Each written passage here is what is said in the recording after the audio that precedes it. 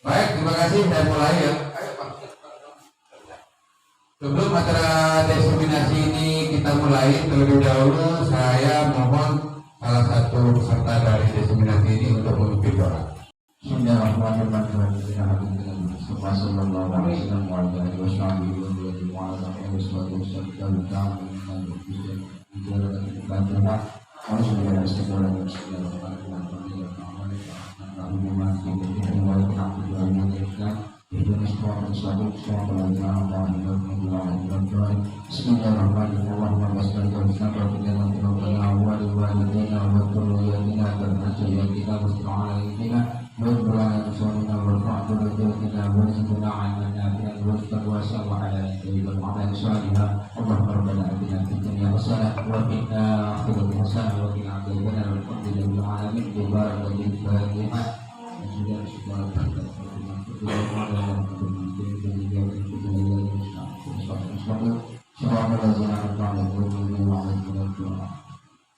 Terima kasih Bapak Ibu sekalian. Sebelum acara ini dimulai sudah dibimbing doa. Mudah-mudahan apa yang akan didapatkan nanti bisa bermanfaat bagi kita semua. Dan Bapak Ibu sekalian akan merasakan mendapatkan ilmu yang baru agar bisa diimplementasikan di sekolah masing-masing. Monggo Bapak. Pada kesempatan hari ini saya akan melakukan praktek diseminasi sebagai bentuk aksi nyata modul 1.4 Bapak Ibu. Apa judulnya? Budaya positif. Budaya positif. Kalau dilihat dari kalimatnya budaya positif. Mungkin ada yang dari Bapak Ibu bisa membantu saya, apa sih budaya positif itu? Budaya yang baik. Budaya yang baik, bagus. Siapa lagi? Mungkin Ibu nulis? Kegiatan atau aktivitas yang dilakukan oleh siswa yang menuju ke arah yang baik, yang lebih bagus. Kegiatan yang dilakukan oleh siswa atau menuju ke arah yang baik. Mungkin Ibu Fatin sebagai DPP akan dulu, walaupun belum mencapai 1.4 ya, masih di 1.2 beliaunya. Apa budaya positif? Budaya positif itu adalah sesuatu atau kebiasaan yang dilakukan oleh setiap orang untuk mencapai sesuatu yang positif, yang baik, menunjukkan yang lebih baik. Ya, intinya begitu Bapak Ibu. Artinya budaya positif itu suatu perilaku yang baik untuk menciptakan lingkungan yang baik. Lingkungan buat siapa? Semuanya untuk peserta didik Bapak Ibu. Jadi sesuai dengan filosofi di Hajar Dewantara, tujuan pendidikan itu apa? Tujuan pendidikan itu adalah kita selaku guru bertugas sebagai menuntun peserta didik untuk mencapai harkat dan martabatnya yang setinggi-tingginya, baik sebagai manusia maupun sebagai makhluk sosial. Itu filosofinya Bapak Ibu. Baik, kita lanjutkan ya, karena ada gambar teknis. Ini perkenalkan terlebih dahulu, nama saya Nasruddin SPD, SDN Kelapa II Karangbenang. Nah, pada kesempatan ini kami akan memberikan diseminasi pemahaman tentang budaya positif Bapak Ibu. Sebenarnya budaya positif ini sudah sering Bapak Ibu lakukan di sekolah masing-masing. Namun karena Bapak Ibu masih belum masuk ke pintu gerbang yang namanya calon guru penggerak, sehingga apa yang dilakukan oleh Bapak Ibu sekalian tidak menempatkan ke kotak-kotaknya. Misalnya budaya positif yang sudah Ibu Bapak lakukan di sekolah, umpamanya seperti pelaksanaan upacara, itu kan suatu contoh budaya positif. Kita mengajarkan disiplin, terus kegiatan berdoa bersama setiap hari Jumat, itu budaya positif Bapak Ibu. Juga ada budaya positif berupa kreatif. Misalnya kita di pembelajaran SMK, kita bisa mengarahkan putra-putri kita membuat keterampilan seperti ini Bapak Ibu. Ini juga termasuk karya dari budaya positif ya. Cuman Bapak Ibu sekarang yang tidak mengerti, oh budaya positif seperti ini ya, karena masih belum masuk ke pendidikan guru. Pada kesempatan ini saya akan membuka tabir, membuka pengetahuan saya terkait dengan budaya positif. Sebelum kita mulai kepada pemaparan materi budaya positif, terlebih dahulu saya akan menjelaskan tujuannya kami melaksanakan diseminasi ini apa. Tujuan utama adalah agar Bapak Ibu sekalian bisa mengimplementasikan kegiatan budaya positif di lingkungan sekolah Bapak Ibu sekalian. Jadi nanti setelah Bapak Ibu mengikuti kegiatan ini, kami mengharapkan adanya suatu perubahan Bapak Ibu, adanya suatu paradigma perubahan atau mindset Bapak Ibu.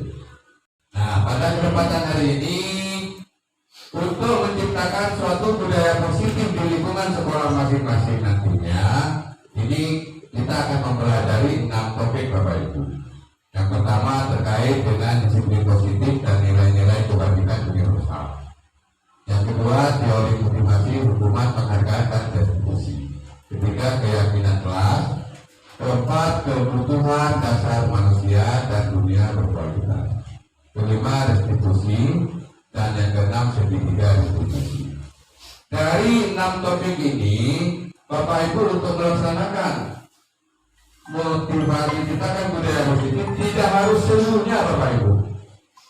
Artinya sebisanya, semampunya Bapak Ibu untuk melaksanakan suatu perubahan di sekolah.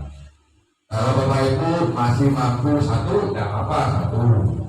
Ya syukur-syukur kalau bisa. Cuma saya sendiri yang mengalami untuk melakukan semua 6 topik ini, problem Bapak Ibu. Mana ada tugas ini, tugas itu, jadi sangat pusing. Jadi harapannya nanti Bapak Ibu agar bisa menciptakan budaya positif di sekolah, jangan memaksakan diri Bapak Ibu. Artinya pilihlah yang Bapak Ibu mampu dulu, ya. Terus, nah, sebelum kita laksanakan pendalaman materi, saya ada sedikit pertanyaan tematik bagi Bapak Ibu ya. Tolong diperhatikan dan dibaca. Apakah Anda setuju dengan pernyataan ini? Yang nomor 1, hukuman dapat mendisiplinkan anak. Apakah pendapat Bapak Ibu terkait dengan yang poin nomor 1, setuju atau tidak? Setuju. Setuju, silakan. Bersifat positif. Hukumannya yang positif. Hukumannya yang positif, jadi setuju. Ada yang lain? Bisa tidak? Tidak setuju. Jawabannya bisa setuju dan bisa tidak setuju. Terus yang kedua, pemberian hukuman dengan hal positif seperti membaca atau membersihkan halaman sekolah dapat meningkatkan disiplin anak. Setuju atau tidak? Setuju. Setuju. Ada yang berpendapat tidak setuju? Tidak setuju. Setuju semua. Yang ketiga, memberikan penghargaan dapat meningkatkan motivasi belajar anak. Setuju. Setuju. Dari ketiga pertanyaan ini, setujunya 2, tidak setujunya 1 ya Bapak Ibu ya. Nah, bagaimana untuk mengetahui kepastiannya jawabannya Bapak Ibu? Nanti saya buka tabelnya ya. Baik, kita mulai dengan disiplin positif dan nilai-nilai kebijakan universal.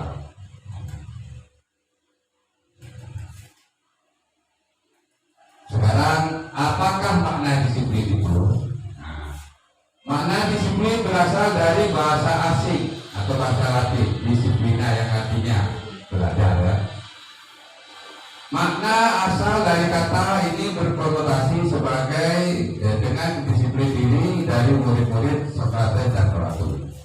Disiplin diri membuat orang menggali potensinya menuju sebuah tujuan, apa yang dia hargai. Namun dalam budaya kita, makna kata disiplin telah berubah menjadi suatu yang dilakukan seseorang pada orang lain untuk mendapatkan kepatuhan. Kecenderungan umum adalah menghubungkan kata disiplin dengan ketidaknyamanan, bukan dengan apa yang kita hargai atau pencapaian suatu tujuan. Jadi kata disiplin itu artinya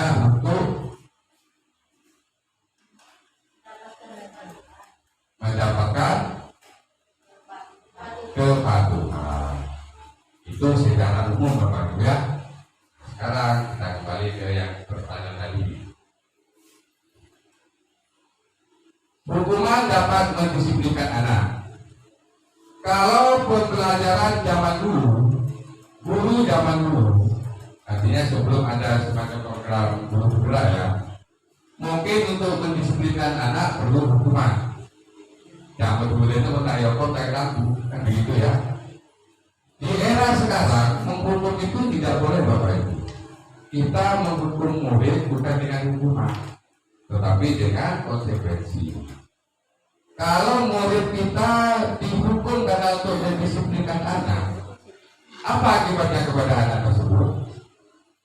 Anak itu merasa ada tekanan beban. Sehingga hal seperti itu kita hindari Bapak Ibu. Terus pemberian hukuman dengan hal positif, ini bisa ya, bisa tidak. Tetapi lebih banyaknya tidak Bapak Ibu. Nanti Bapak Ibu akan saya ajari bagaimana memberikan hukuman kepada murid tanpa menghukum. Memberikan penghargaan dapat meningkatkan motivasi belajar anak. Ini pun salah Bapak. Kita jangan selalu memberikan suatu motivasi dengan memberikan hal-hal yang hadiah kepada anak-anak didik kita Bapak Ibu. Karena itu merupakan motivasi ekstrinsik Bapak Ibu. Kita selaku guru harus mengedepankan motivasi intrinsik, artinya motivasi dari dalam diri ya. Seperti apa contohnya? Seperti ini Bapak Ibu.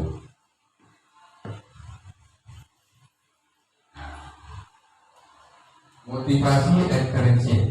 Kita selama ini tidak sadar kalau yang dilakukan kita itu salah.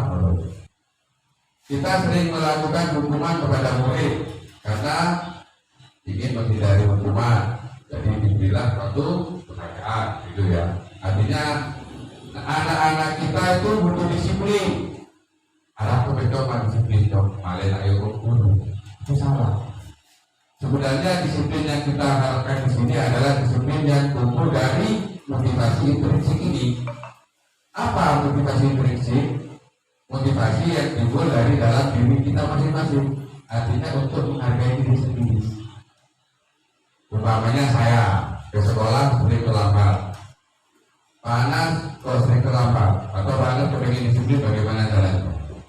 Ya Pak, saya supaya tidak ditegur atasan, umpama kan seperti itu ya. Itu salah Bapak Ibu. Sebenarnya untuk menjadikan kita disiplin itu hanya satu ini Bapak Ibu. Yang kita akan gali adalah motivasi intrinsiknya. Jadi saya datang ke sekolah tepat waktu karena untuk menghargai diri sendiri, bukan menghargai orang lain. Kalau menghargai orang lain nanti akan masuk ke motivasi intrinsik. Jadi kita hindari sekarang kepada anak-anak untuk melakukan sebuah kedisiplinan, hindari yang motivasi ekstrinsik ini. Jadi untuk menghindari hukuman, untuk mendapatkan imbalan. Ini kita tinggalkan dulu ya. Sekarang kita gali motivasi intrinsiknya. Kita gali kalau tidak. Contohnya seperti ini Bapak Ibu. Ini ada dua contoh ya. Silakan dibaca. Perubahan paradigma kegiatan kepala tangan. Mohon dibaca Bapak Ibu. Nanti apa yang akan terjadi?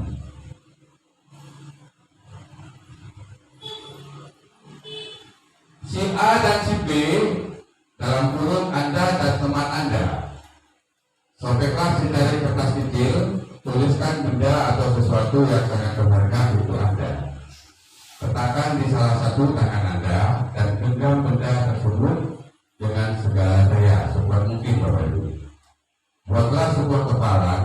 Teman Anda B akan mencoba membuka kepalan tersebut dengan sekuat tenaga dengan berbagai cara, mengancam, menghadik, merayu, menyuap dan sebagainya. Apa yang terjadi? Kalau ini terjadi kepada Bapak Ibu, apakah kepala tangan Bapak Ibu akan dibuka? Ya. Ya atau tidak? Tidak. Tidak. Kenapa kalau tidak? Bukan datang dari diri sendiri. Betul. Jadi kita sekarang belajar disiplin dari faktor intrinsik, dari faktor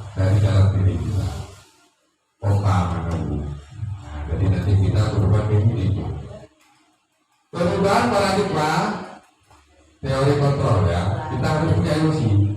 Kalau genggaman itu bisa dibuka oleh orang lain, percuma seperti ini. Jadi ibu dan bapak sekalian harus punya ilusi. Guru mengontrol murid. Jadi membuat strategi itu dong, strateginya itu. Jangan dikasih ke orang. Terus kritik yang membuat orang merasa bersalah dapat menguatkan karakter.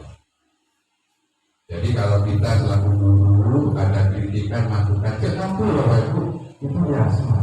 Jadikanlah, kuatkanlah untuk dijadikan suatu karakter kita.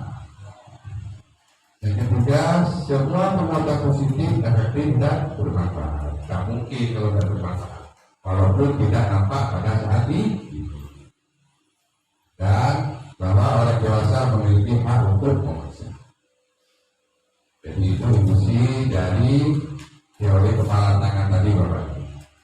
Jadi di sini disiplin itu adalah sebuah proses ya untuk menggali prinsip kita, untuk merubah paradigma kita. Jadi bukan karena ada dari imbalan atau karena takut kepada seseorang itu kalau berarti.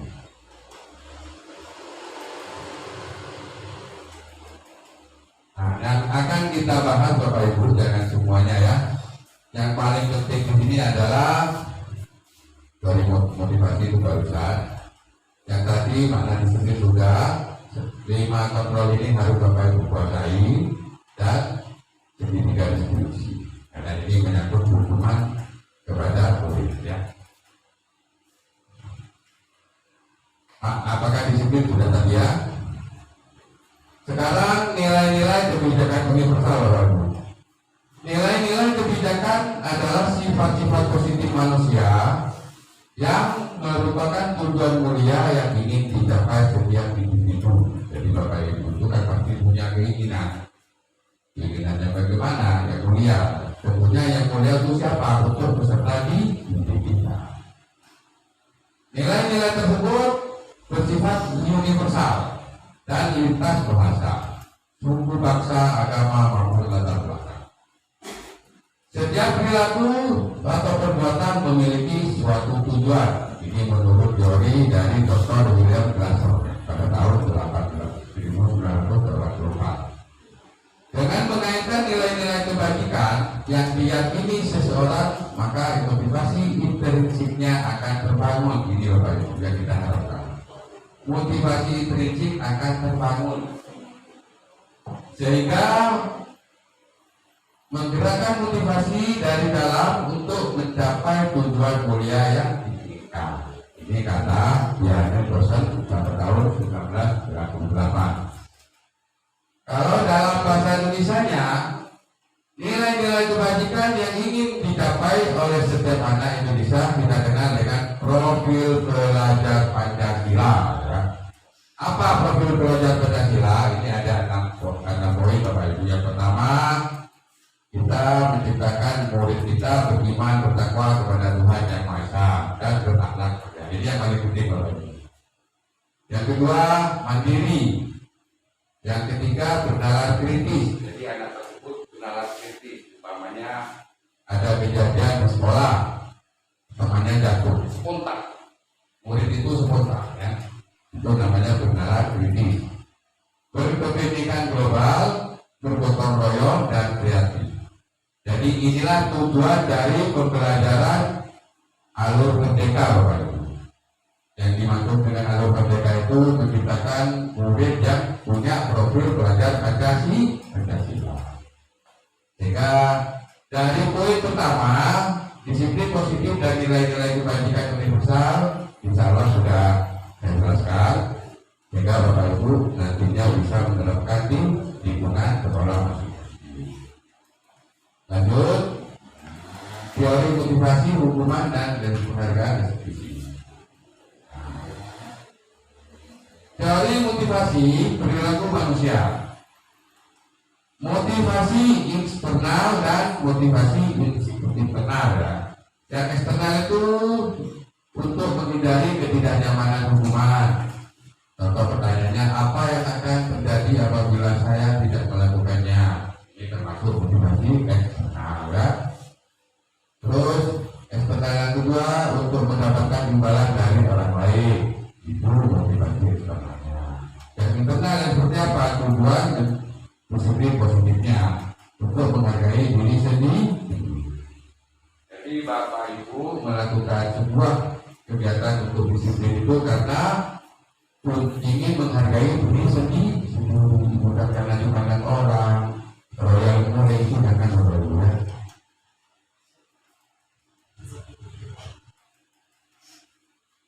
Kalau merdeka menurut Kejaksaan Dewantara adalah merdeka itu artinya tidak hanya terlepas dari perintah, akan tetapi juga cakap buat memerintah diri sendiri.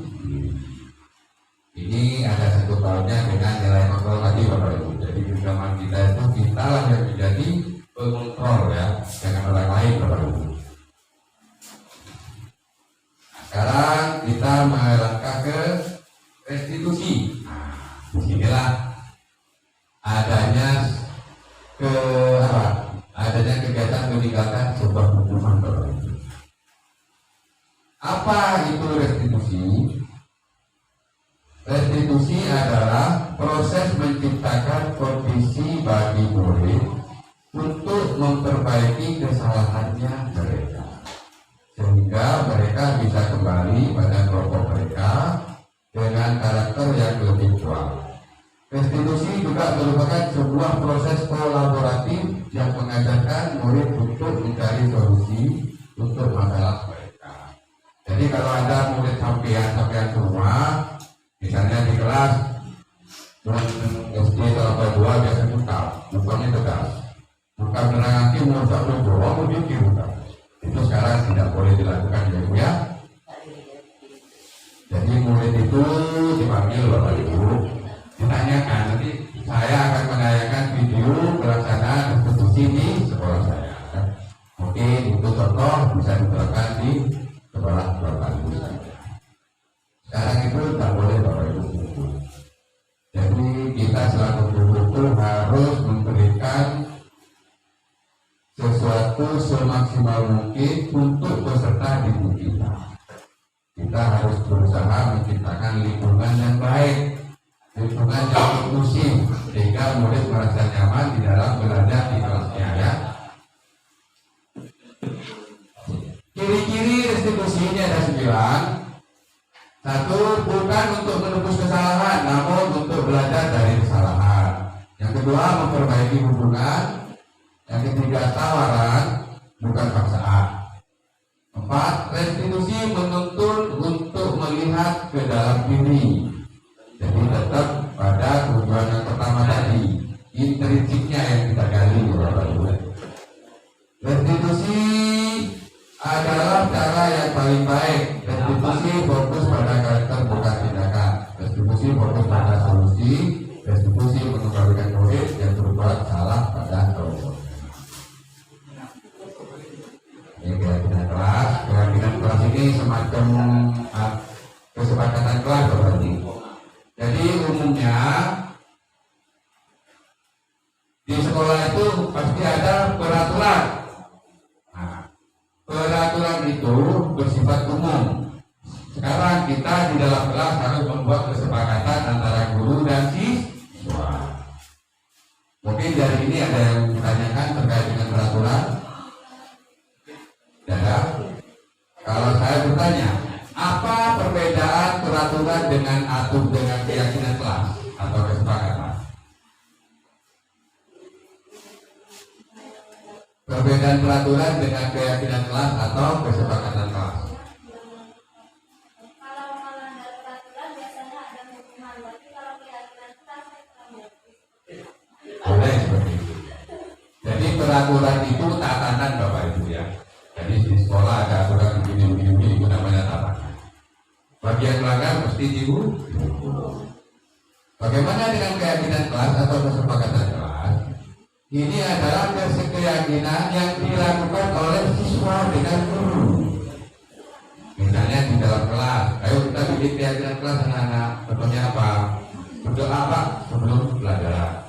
Kita lakukan itu. Kalau tidak berdoa, masa muridnya mau dihukum? Kan tidak. Otomatis muridnya melakukan konsekuensinya.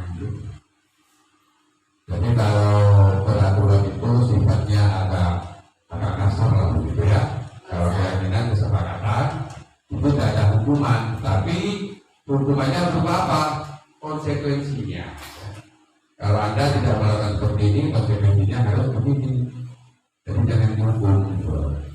Karena guru kalau menghukum murid, pasti di dalam jiwa murid itu, pikiran murid ada perasaan dendam, Bapak Ibu. Kalau murid dendam masih ada, berarti kalau peraturan sifatnya memaksa. Kalau kesepakatan sifatnya sukarela. Ya, sifatnya sukarela atau keyakinan, kepastian dari dalam dirinya sendiri. Jadi dari tadi saya menjelaskan masalah faktor motivasi ekstrinsik dan intrinsik. Jadi kalau yang keyakinan ini sifatnya intrinsik, kalau peraturan itu ekstrinsik. Ya, seperti contohnya ini Bapak Ibu. Mengapa kita memiliki peraturan 3M? Menggunakan masker, mencuci tangan, dan menjaga jarak 1,5 meter. Supaya apa? Jawabannya pasti supaya menjaga kesehatan. Tetapi di dalam keyakinannya adalah arti kesehatan itu. Ya, jadi untuk mendukung motivasi intrinsik, kembali ke nilai-nilai keyakinan lebih menggerakkan seseorang dibandingkan mengikuti serangkaian peraturan. Contohnya yang kedua lagi, mengapa kita memiliki peraturan harus menggunakan helm bila mengendarai kendaraan roda 2? Demi keselamatan. Itu merupakan keyakinan. Beri takut ke polisi, takut aturan ini. Kalau takut ke polisi itu namanya aturan, ya. Jadi kan sudah bisa membedakan peraturan dan keyakinan. Ini contohnya kesepakatan pelaku. Kami guru dan murid yang saling menyayangi. Saling menyayangi ini merupakan kesepakatan kelas atau keyakinan. Ya. Semangat. Kalau ini kami murid dan guru dengan teman-teman itu, ya. Gantikan saja. Saya yang mau tadi semangat lah. Tulis. Alam toko ini. Dihukum oleh penghargaan. Misalnya murid kita dihukum oleh sebuah penghargaan, Bapak Ibu. Apa yang akibatnya? Penghargaan akan menurunkan kualitas. Jadi kualitas Bapak Ibu selaku guru menurun. Yang kedua, penghargaan akan mematikan kreativitas, ya. Yang ketiga, penghargaan akan mengurangi motivasi intrinsik. Jadi Bapak Ibu semua harus pandai-pandainya menggali potensi yang ada pada diri siswa. Sulit memang Bapak Ibu. Tapi kalau kita tidak mencobanya, ya tidak mungkin akan ada sebuah paradigma. Jadi paradigma itu adalah suatu perubahan yang harus kita lakukan. Bagaimana kita melakukan sebuah paradigma? Yang pertama harus dimulai dari diri kita sendiri, Bu. Jangan dari orang lain. Sehingga kita selaku guru harus bergerak lebih awal. Setelah kita bergerak, berubah, baru kita akan bergerak. Artinya bergerak menyusun strategi untuk mengajak seseorang bergerak. Setelah bergerak, baru kita akan menggerakkan. Ya, seperti saat ini, saya mengumpulkan Bapak Ibu sekalian. Ini sebagai pengurus KKB, sebagai guru baru. Itu pertama, dahulu dari diri saya sendiri tergerak. Saya harus mengundang Bapak Ibu. Bapak Ibu datang. Dari Bapak Ibu hadir di tempat ini, nanti kita akan mengganti namanya Bapak Ibu menjadi komunitas. Kita tidak ada semacam kelompok kerja lagi. Dan sekarang yang musim adalah bahasa komunitas. Namun komunitas itu harus dimulai dari diri kita sendiri dulu, Bapak Ibu. Baru kita akan bergerak dan menggerakkan. Siapa yang digerakkan? Ya orang lain, ya Bapak Ibu semua. Jadi kalau saya di sini sebagai contoh, saya akan menggerakkan komunitas saya di istri saya. Saya gerakkan. Ya alhamdulillah ini ada yang bertahan, Bapak Sendi, kalau yang lain yang bertahan Bapak. Untuk kesabaran dan ibu.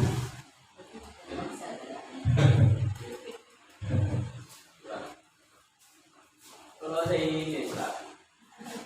Masa ini saya Jangan sampai lapar ya Wan. Oh iya. Kemudian pembelajaran yang keempat adalah kebutuhan dasar manusia dan dunia beraktivitas. Kita tentunya sudah paham betul dengan kebutuhan dasar manusia ya. Kebutuhan yang pertama adalah kebutuhan bertahan hidup.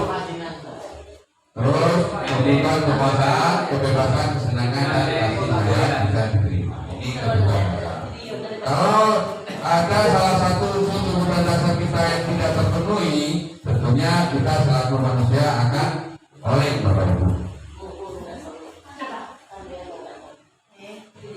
Nah, sekarang kita masuk ke posisi 5 kontrol. Ini yang perlu Bapak Ibu pahami betul ya. 5 posisi kontrol kita sebagai guru. Yang pertama adalah menghukum. Yang kedua, membuat orang merasa bersalah. Ketiga, teman, pemantau dan manajer. Monggo Pak Asif putarkan videonya dulu Pak Asif. 5 video yang terakhir.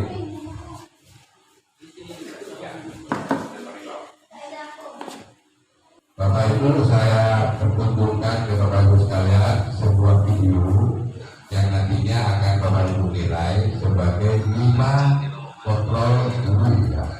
Ini guru masa depan harus seperti ini Bapak Ibu. Perhatikan. Aku mangga Surya Sri Mulyani Sri Mulyani ya. Kejam lah gitu. Nah ini kita perhatikan Bapak Ibu ya, kita amati ada tontonan video 5 kontrol guru dan 5 posisi manajer. Untuk lebih memahami kelima posisi tersebut, mari kita saksikan kasus.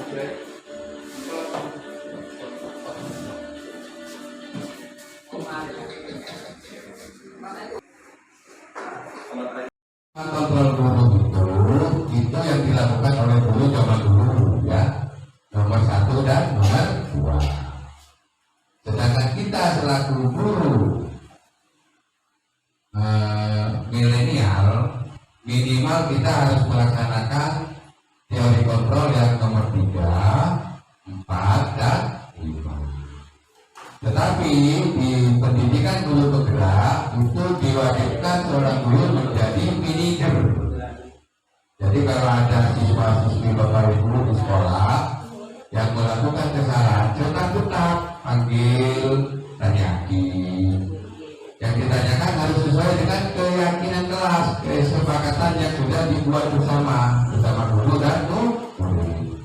Kemudian ditanyakan apa solusinya terhadap kesalahan yang dilakukan oleh murid, sehingga murid akan muncul faktor motivasi intrinsiknya dari dalam diri murid. Oh iya Bu, saya harus begini, harus begitu. Jadi kita selaku guru harus bisa menjadi kontrol yang bagian nomor 5, jadi manajer. Memang kontrol guru sebagai manajer itu sangat berat Bapak Ibu. Saya sendiri melaksanakan di sini berat, tapi apa boleh buat, tetap harus dilaksanakan. Bisa ya Bapak Ibu ya, kita nanti mengimplementasikan posisi guru sebagai posisi manajer ya. Jadi kalau di sekolah menemui murid-muridnya, kita lakukan seperti itu Bapak Ibu.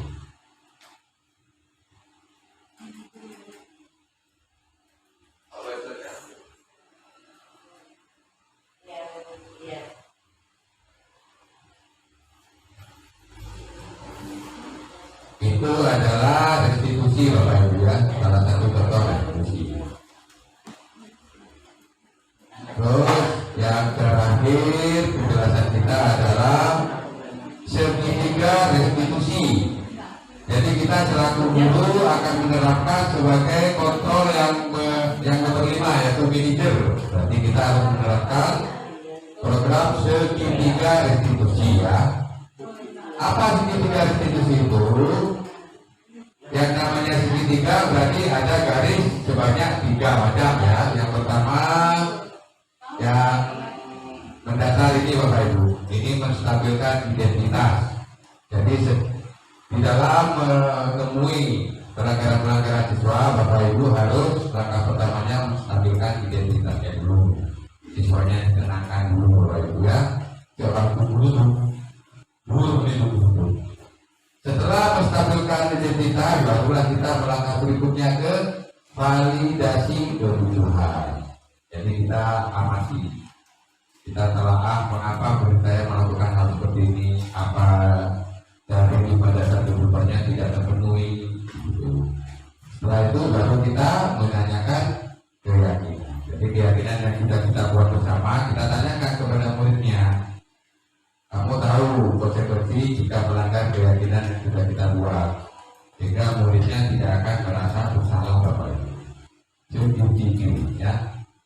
Nah, kita tahu. Menstabilkan identitas. Untuk tujuannya adalah untuk membuat anak merasa gagal karena berbuat salah jadi positif terhadap dirinya. Jadi anak itu sudah berbuat salah, kita stabilkan dulu. Jiwanya kita stabilkan sehingga anak tersebut bisa berbuat positif terhadap diri. Biasanya kata-katanya seperti berbuat salah itu hal yang manusiawi. Tidak ada manusia yang sempurna. Bapak Ibu juga pernah berbuat salah. Kita pasti bisa menyelesaikan permasalahan ini. Bapak Ibu tidak tertarik untuk mencari tahu siapa yang benar, siapa yang salah. Bapak Ibu lebih tertarik untuk menyelesaikan masalah. Jadi dari siswanya yang berbuat salah, rasa kok salah kok, masalah ini jangan. Kita gali dari siswanya agar bisa menentukan jadi dirinya sendiri ya. Melarat mendengarkan penang melarat boleh coba aku saja cukup muridnya. Saja letakkan lagu lama. Terus apa yang harus dilakukan guru untuk validasi kebutuhan? Nah, di dalam melaksanakan segitiga restitusi, yang kedua adalah validasi kebutuhan. Membantu siswa mengenali basic need atau kebutuhan yang ingin dipenuhi ketika melakukan kesalahan itu. Pada dasarnya, setiap tindakan manusia tujuannya adalah memenuhi basic need.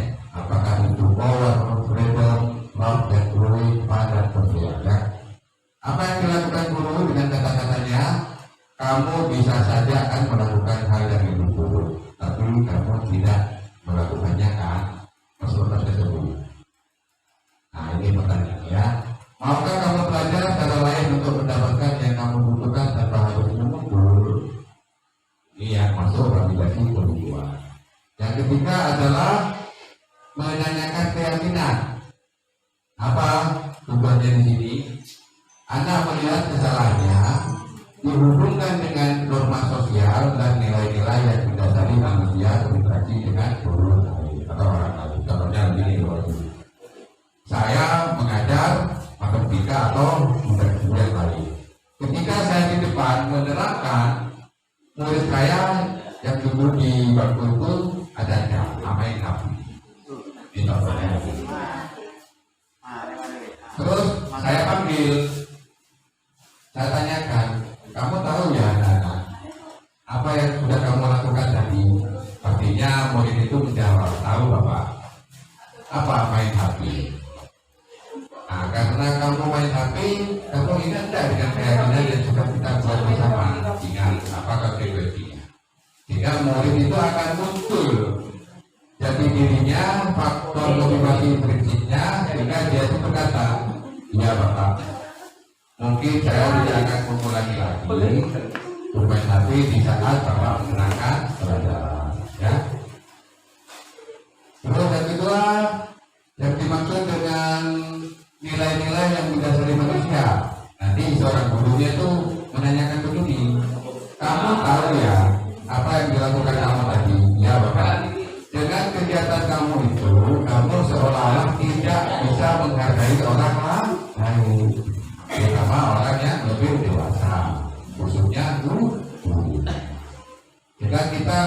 ada sekali intrinsik dari murid Bapak Ibu ya. Ini ada videonya ya, komputer. Nah,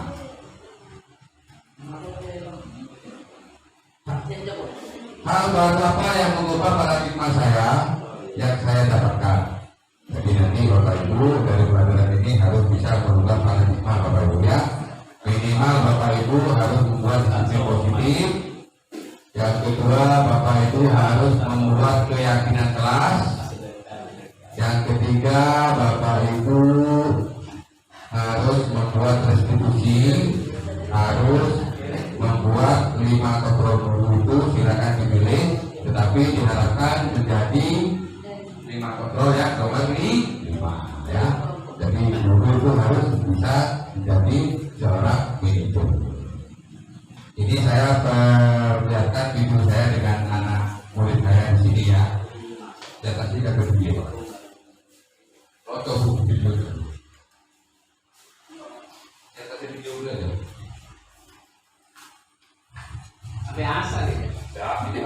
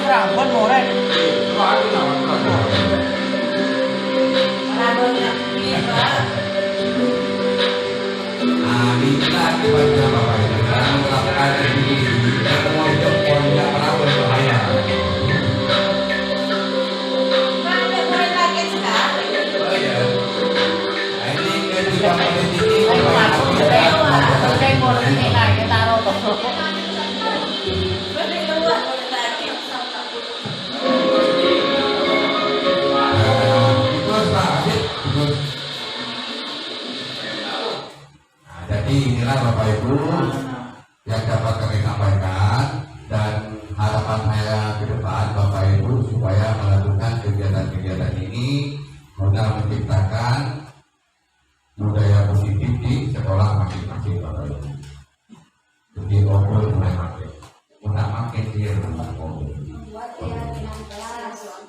yang pertama Ibu sama murid harus ada kegiatan ya. Ya, demikianlah pemaparan tentang diseminasi menciptakan budaya positif yang sudah kami lakukan.